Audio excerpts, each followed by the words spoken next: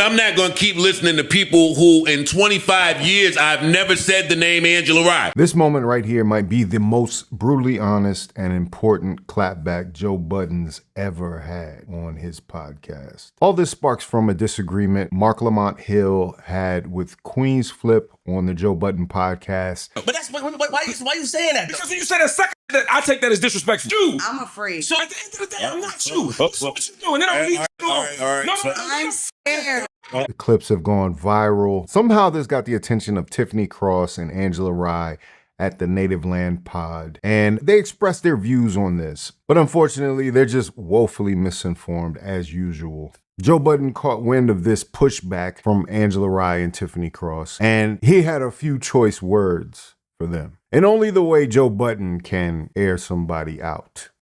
You quote-unquote intellectuals seem to be pulling a lot from places that, again, like it said, you admittedly know very little about. It just comes off a way. Yeah. It comes off a way. It's like if you put... especially when you pretending to... especially when you pretending to do all of this super black kumbaya. I got a problem with that, too. Mm-hmm. I got a problem with the people that masquerade as kumbaya, super black, all for the people, and will be the first one to tell you how we're different. I come on here every week and say we're less different than we are alike. We just got different ideologies. But I'm not going to keep listening to people who in 25 years, I've never said the name Angela Rye. I don't give a fuck about nothing y'all talking about over there. I'm saying that respectfully. I don't come on here and say a word about any of that shit. I expect reciprocity. You could have titled that clip totally different. Mm-hmm. That's true. Don't claim to be super pro-black and then take the #1 black urban podcast and put that type of stink on it because you think you got a friend over here. That don't give you a license. I don't think it's that. I don't think if Mark was here or not.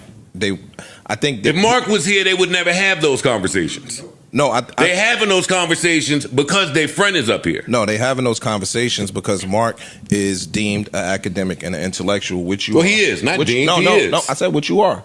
So now it's, yo, why is he even there? Mm-hmm. Like Angela Yee said, yo, Mark, just come home. Angela Rye. Pardon me, Angela Rye said, Mark, just come home. That's the other beef. But then you go on to say how diverse Mark is.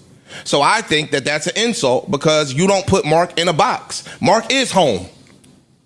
Mark is a black man sitting in a room with black men that grew up in similar circumstances, albeit we wasn't all in the cult. You can't say he's all not had home. our own walks of life. Yeah, dog. Like I just disagree with that. And thank God there was a black-owned, independent media company there to pick up our good brother when he was misunderstood by other outlets. Talk about it. Why is that part not being said by pro-black native land people? I'm getting confused. Yeah, Mark was a free agent. Y'all had a chance to bring him home. And didn't. You didn't. That's a good point. So don't sit up on your platforms all pretentious as one of the Charlemites. That's how I know you.